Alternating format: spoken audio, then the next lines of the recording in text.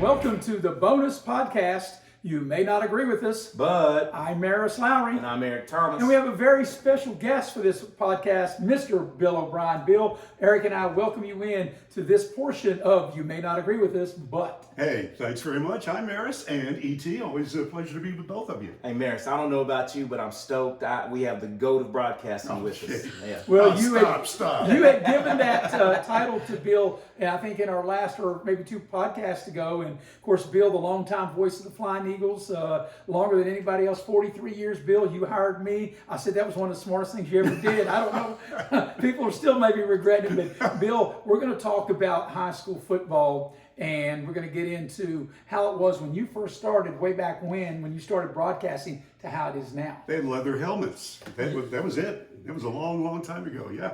I started in 1969 doing Woodrow Wilson games. And 2 years prior to that, I did Marshall.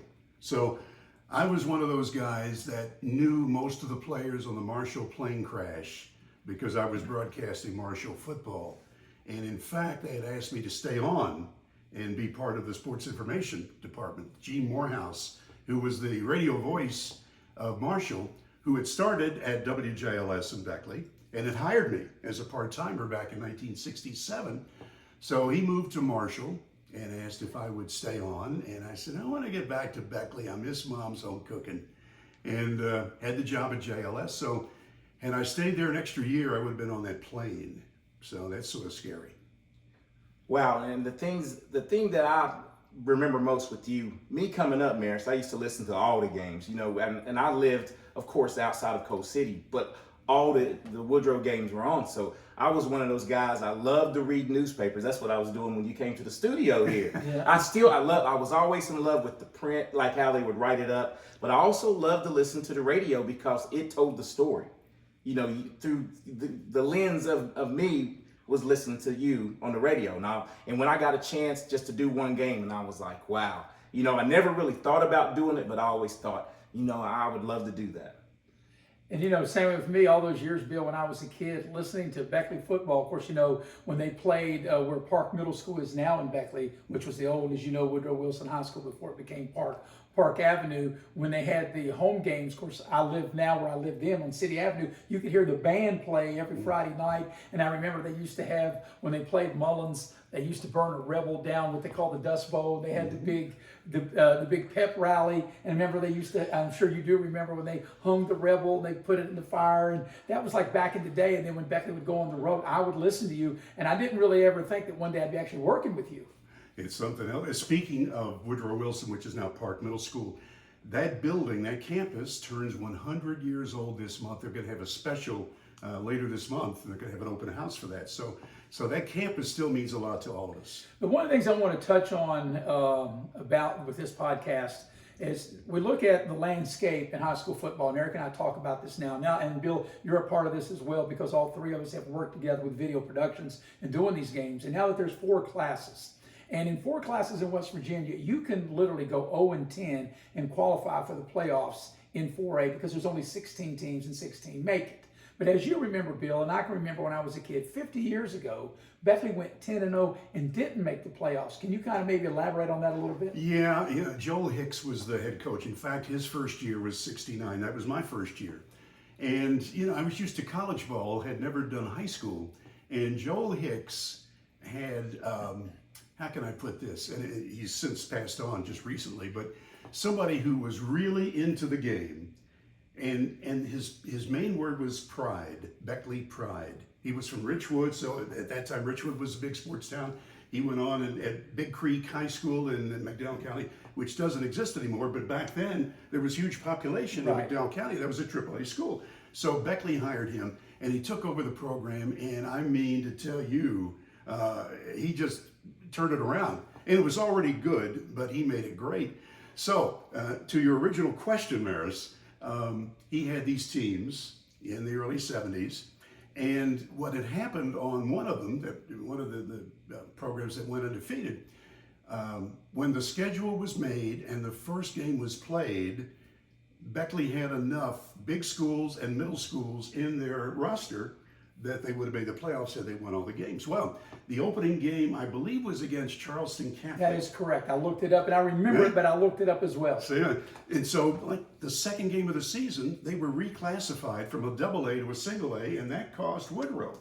So I didn't look that up. I remember that. I can't tell you what I had for breakfast this morning. I can tell you the score, 54-0. Oh, my Becky won gosh. that game because Wow. I remembered it and I looked it up. And then, like you said, they were double A at the time when they played them. Yeah. And this is how we came up with this idea, because when Maris talked to me about that, and I was like, I do remember my father-in-law even talking about there was only 2 divisions at that time. They called it the big schools division. There was A and B. A and B. A and B. A and B. Yeah. And the thing is, this is what kind of happened to Beckley this year, to Woodrow. You have a schedule, they're going to get penalized down the line. Right. Because they had 3 schools on there that were originally 4A, and then a week before the season starts, they're bumped down to 3A. Well, you're right. In fact, one of those schools, the game that I did the other night, Preston County, they have more than 2,000 students. They started out as a 4A. They asked to become 3A because they're in the middle of nowhere. They couldn't get the kind of schedule they needed to play, and they were granted that status. So, again, that hurts Woodrow. And you know, Bill, going back to 1973, I remember that Beckley lost the first game to Dunbar. And this will get me back That's to right. 74. Eddie Curl-Serto was the quarterback of that team, and he got hurt and didn't play in that first game. Then Beckley won 9 straight, finished 9-1 in 73, and didn't make the playoffs. In 74, we're talking about, and I had this conversation with the quarterback at that time, John Beasley, from 50 years ago. Beckley goes 10-0, and look at that. They won 19 straight games and never played in a playoff game. Yeah, it was just crazy. Yeah, at one time, there were only 2 teams that made the playoffs. Then, after there was all this outcry, they said, okay, we're going to double it. We're going to have 4 teams in the playoffs. That still didn't help. I mean, it wasn't good enough. Now they've got 16, which is ridiculous. Well, see, It went from not enough to ridiculous. So I want to run this by you, because we did a little research, because we knew we were going to talk about this man. topic. Okay, so there's 4 classes in the state of West Virginia. Yes. We have, well, we're going to bump it up, 2 million people, population. Okay.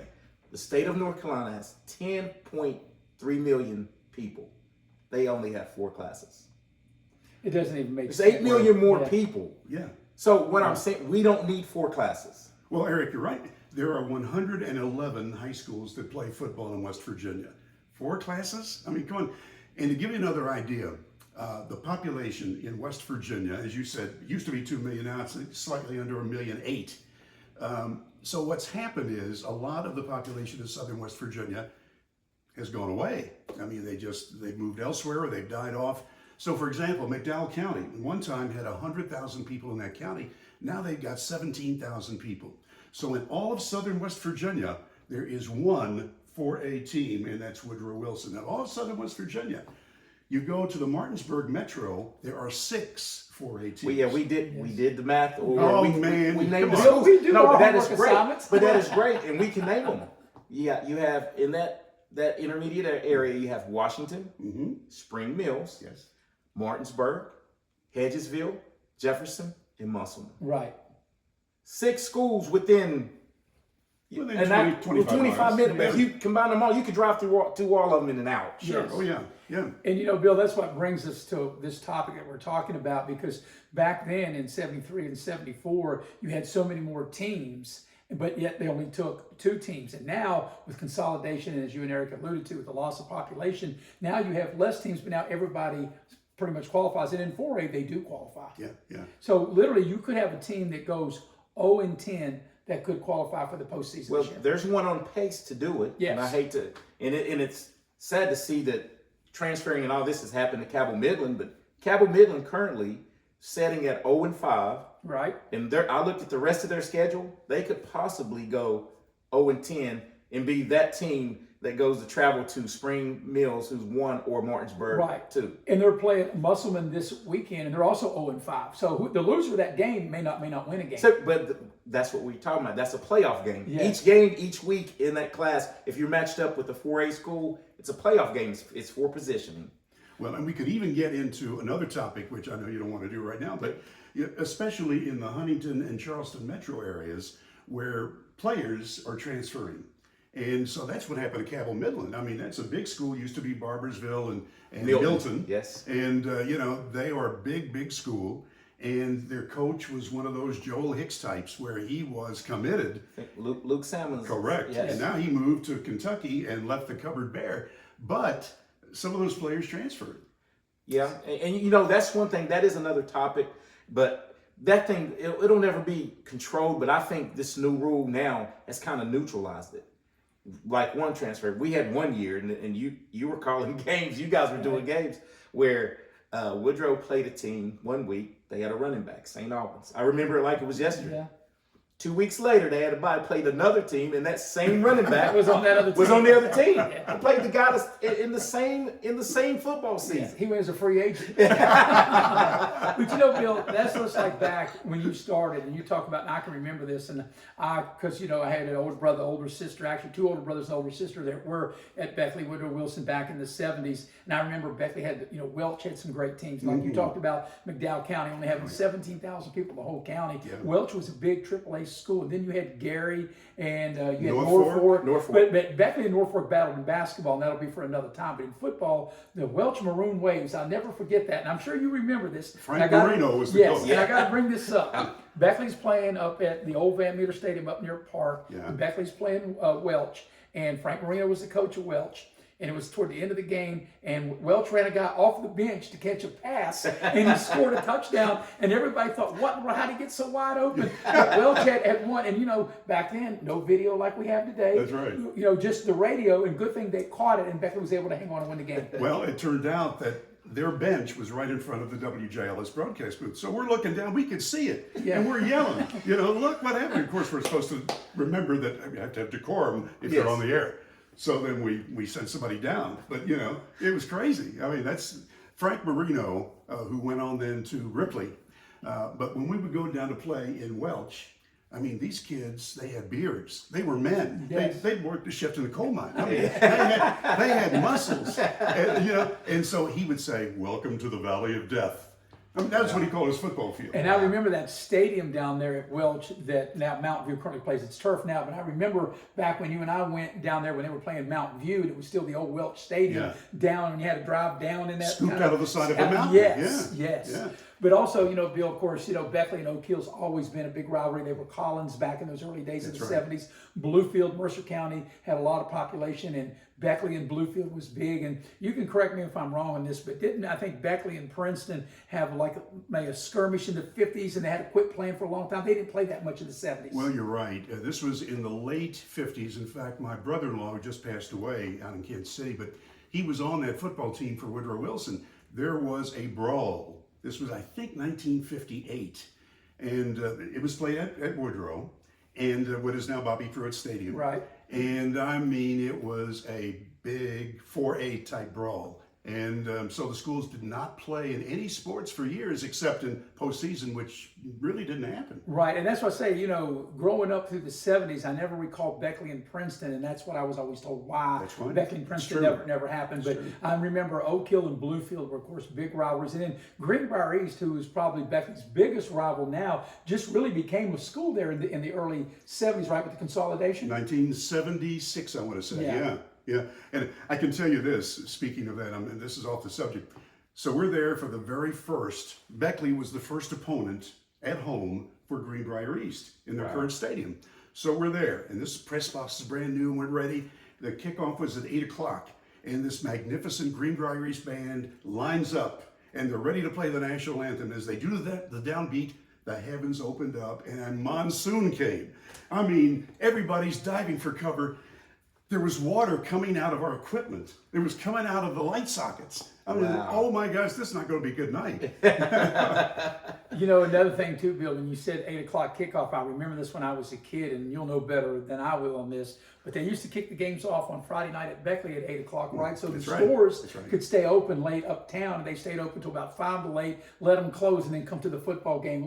Talk about that for a little bit. Well, it was. My dad worked at Montgomery Ward in downtown Beckley on Neville Street, which is now part of the college campus, their bookstore and other uses for that building.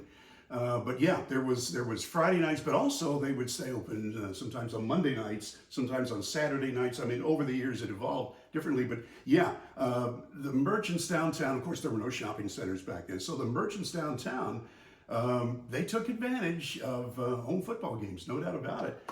And it was just one of those things where you just you make an effort to do with what you got. And that's what's wild about this topic, and and it's been a known thing for a long time. West Virginia losing population. You also lost those rivalries. Because I grew up in the area when there was Stokoe High School. So you had Sophia High School and Stokoe High School, and their rival was playing Mullins. And my father-in-law even gave me, he told me they had to stop playing at night when they played Stokoe. It was a daytime game because he said those Stokoe guys up Coal City would try to cheat, turn the lights out and all that. But they wouldn't do that. That's a whole other podcast. So. Hey, I tell you what, and I broadcast from all those places. I broadcast the Indians, they had the home field. Oh, yeah. And it was a little teeny weeny press box about the size of the three of us. So I wound up outside. And normally worked the games alone. There was no Maris Lowery at that time. And then, Sophia, the Blue Hawks, they had...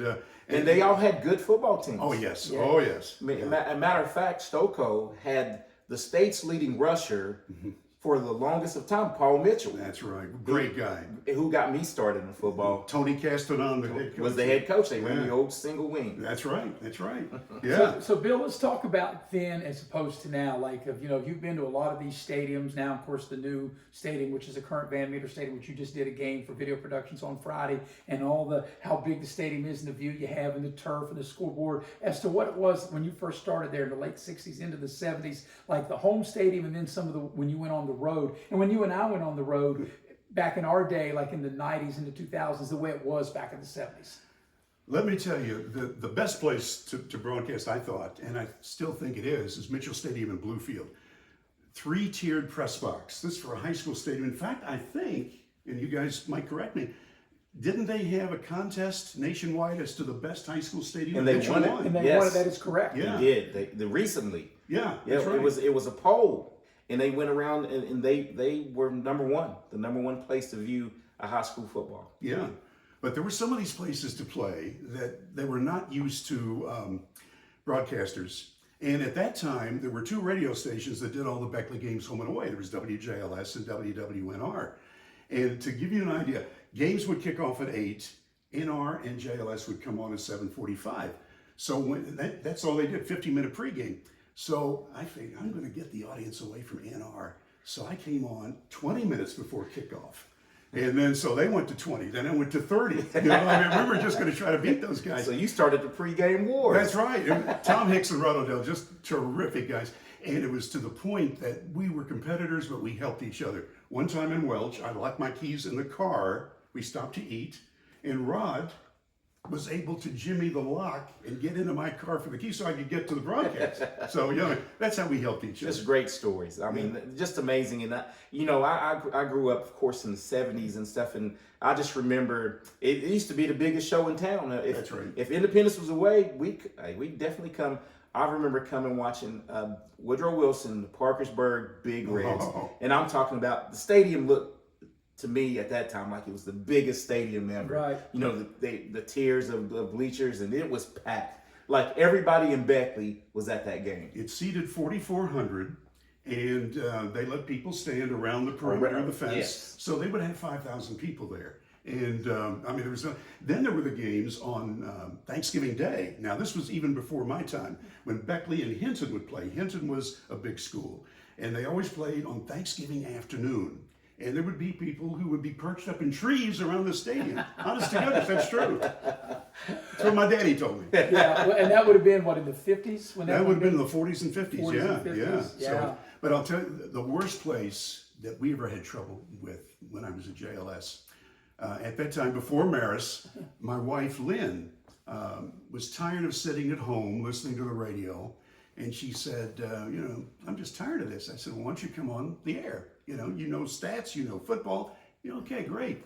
So we go to Lately Field in Charleston. They would not let her in the press box. No women were allowed in the press box. Now we're talking about only This was 50, in the 70s. Yeah, 50 this years was ago. 1972. Yes. Because our little boy was born the next year, Yeah, or a right. little bit later. So anyway, that's the kind of stuff that was going on there. Yeah, that just tough situations. Yeah. And Bill, that Evolution. brings me to, you talk about Lately Field. I remember this going down to watch Beckley And I remember they had this big line. It looked like the Detroit line that was in the end zone. Remember the big statue that Layla used to have when it was grass? But for whatever reason, when Beckley and Charleston, of course, they weren't Capital, they were Charleston at that time. Right. When they played in Beckley, it was always on a Friday. But whenever Beckley had to go to Charleston, they always played it on Saturday night. Now, did you ever figure out or know why that was the case? Well, I think the stadium was used because there was Stonewall Jackson. That's right, you know. Stonewall. So I think yeah. they tried to, use the stadium for both those teams. Of course, I remember too, you used to broadcast before me down at the old Fairfield Stadium in Huntington. Oh, yeah. And of course, there was Huntington East and Huntington High. And Beckley may have played Huntington East a little bit, but you can correct me if I'm wrong, but I know they played Huntington way more than Huntington East. That's right. That's true. That stadium, Fairfield, was essentially Marshall's home stadium. Yes. Near the hospital there. But it was essentially a high school stadium. It was a dump. It seated at first 11,000 people for college. And by the time I finished my time there in 68, they increased the seating to 17,000. So now look, and they were lucky that Marshall would get a big crowd on the opening game.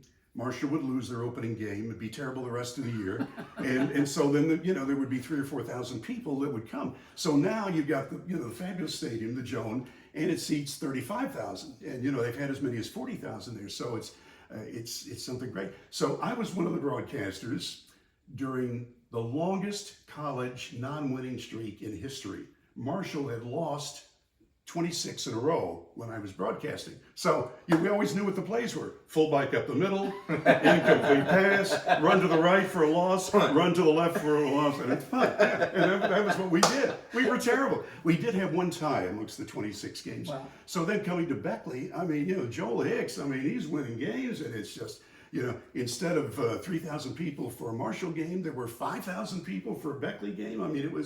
It was a whole different deal and was terrific. So let me ask you this. From your days of the early 70s, broadcasting today, is there anything or more than one thing that you would bring back that maybe is something that broadcasters, maybe not just us, but broadcasters in general, that we don't do today that you'd like to see bring back from back in your day of the 70s? Ooh, that's a great question. Thank you, Wow. sir. That's why you're paid the big bucks. I have to think about that one. That's another homework assignment? That really is, yeah, because that's, the game has certainly changed. The players are bigger and stronger and faster. The coaching now, the coaching, for example, Beckley's got eight assistant coaches. At one time, Woodrow, during the heyday of Coach Van Meter, and that's another story because I got to know him pretty well before he passed away, close to 103 years old, and he was sharp right up to the end. Anyway, he had one assistant coach when they were winning. Van Meter won 3 football championships for Woodrow, and then 6 basketball titles. Well, let me ask you this. When you were back in the 70s and you were going to all these places at Welch and you were broadcasting on radio, did you ever think that you would be doing what you're doing now with us at Video Productions, where you can do it on TV and you're in these bigger, better press boxes and all these schools, like I said, like Welch doesn't exist anymore. Right. Collins, Oak Hill still exists, but not the same as it was. In Bluefield, with all the population that they've lost, things have really changed. And you expect things to change over 50 years, but the way things have really changed in West Virginia. Well, they really have. For example, Mann in Logan County was a AAA school at one Yes. time. Now they're single A. And Logan was a big AAA school, and Right. now they're AA. In Williams, it doesn't exist anymore. They used to be a big, mighty AAA school. And some of these places were not used to broadcasting, and they didn't want you there. They thought that broadcasting kept people away. But they forgot, look at Beckley. 2 stations did all their games, and the stands were filled every time. Same in Parkersburg, 2 stations. Same in Logan, 2 stations. So now, once again, the original question, what do you think about now? Did you ever envision yourself doing this on video? No. And in fact, that's part of my problem. When I get called on the carpet, they'll say, you're not on radio anymore. You don't have to do a complete description. Right. Oh, yeah, okay, I'm sorry. Gee. But I think this only enhances programs and it really gets the athletes out there. And I can quote, and Eric can back me up on this, I can quote John Lilly, the head coach at Independence. He said that Atticus Goodson and Judah Price, but more so Atticus Goodson, would not have won the Kennedy Award if it was not for Video Productions. Well, I'd have to say that, I think the media, and this was growing up in Beckley, the newspaper was king. George Springer was there were 2 newspapers then, the Post-Herald in the morning, the Raleigh Register in the afternoon. And the sports editors there followed the teams. They had personal columns every other day. Yes. George Springer was the man. In fact, his name should be on that Woodrow Wilson press box because he helped make a lot of the players. The same for Stubby Currents in Bluefield. Right. I mean, these people, Hardman in Charleston. Yes. Ernie Salvatore in Huntington. These people were giants. And another one you probably remember, Galen Dusky back in the Galen 70s. was great. Yes, I remember him when I was a kid back in the 70s. And he was big into boxing, and that's how I knew him from back in those days. Yeah, because your dad. Right. State boxing commissioner. So, Bill, before we wound this up, like I said, have you had time to think about what I asked you earlier, or is that something that you need to come back on? Let's have a commercial break, and while you're reading the commercial, well, I'm reading then commercial. I'll think of an answer. About that. All right. All right, this podcast is brought to you by Modley's Plumbing and Heating. You never know when you need a plumber until you need one, and you can dial Modley's up at 304-253-HELP, and also brought to you by Massey Power Sports. And it's a great time to have that side-by-side when you're out in the woods hunting them deer. As me and Erica often talk about, if you shoot a deer, you don't want to drag it out, do you, Eric? You want to throw it on the back and haul it out. Yeah, that's what I've been told. That's where the work begins. So. All right, Bill, is that enough time for you? Okay, that's good. All right. I'm going to give you a political answer. You I was mayor for a term, so I got to learn about, you talk in 15-second sound bites and you don't say much of anything. Word salad before the current word salad is in vogue now. So I would say that back then, Woodrow Wilson was one of the elite powers. The way they conducted themselves, a lot of pride, a lot of work. I mean, you'd have 75 to 100 players to come out for football back then. I mean, that's all that there was to do. And so, as part of a broadcasting crew, I mean, this was an honor, and it still is. It's an honor to be a part of broadcasting. The fact there was no AstroTurf or artificial surface, I think that has really changed the game. Maybe for the better, I think for the better. One of John Lilly's Beckley teams went undefeated, and then, they had to play the postseason in the mud. And it took care of any chance of them to win. So, things have changed in that regard. So, like, as far as actual doing the broadcast, anything that maybe we could add to it that we're not doing, that maybe that you guys did from the early 70s? Well, I'll tell you this, and I saw Charlie Marlowe today. He was our chief engineer. Yes, I worked with Charlie. Of course, you remember all those years. Oh my gosh. Yeah. Charlie would set up the equipment, and he was perfect in getting a signal, except for one or two times, like in Welch. Yeah, or like in Capitol, but he was like MacGyver. He took a pencil, the lead of it, and he made it into an antenna. We called him MacGyver. That's exactly what he did. It was amazing. Yes. That's right, he did. Yeah, you're saying, you got a pencil? Yeah, why? Okay, just give me the pencil. He took the lead of it and he made it work. And then we'll talk about that another time about the basketball game in Welch. Yeah. That was a classic. Yes. So anyway, I guess, the fact that we're more statistics involved. We didn't used to do as many statistics then as we do now. We have the chance, and in fact, we did this with Bob Cannon when he was part of our crew. We put him on the sideline as a reporter. And we were able to do that for some games. That was pretty cool. They don't do much of that anymore. So, to answer your question, Maris, I think we're doing just a really good job. Well, I think so too. And like I said, I had a chance before we started the podcast to talk to Butch Mounts, Executive Director of Video Productions, and he let me know about both Broadcast Friday, how they went off without a hitch, how great they were. Your game on Friday. He said he watched some of that. He watched Eric and I over at Shading, how he was pleased about our entire crew in both game sites, how we were able to get the game on and get the commercials, get the game, call the game, have a great night, and then go home. And he was very, very happy about that. And Maris and Eric, you know this too. When you're on the air, people forget that you've got to concentrate. I mean, you're talking about 22 players there. You've got commercials, you've got crowd, you've got stats. And people will come up and they want to talk. And if you don't talk to them, they get a little upset with you. Hey, we're working here. Yeah. Come on, we're working. So before we close, though, I want to tell you something that I've told mayors. When I first got into this broadcasting thing, it happened in this studio where we were just talking, and he said, "Hey, man, I think you could do it." And I was like, I never even gave it a thought. No doubt about it. But here's the thing I want to say, and I want to thank you for you. You gave me some words of encouragement. I worked with you, and I don't get nervous about a lot.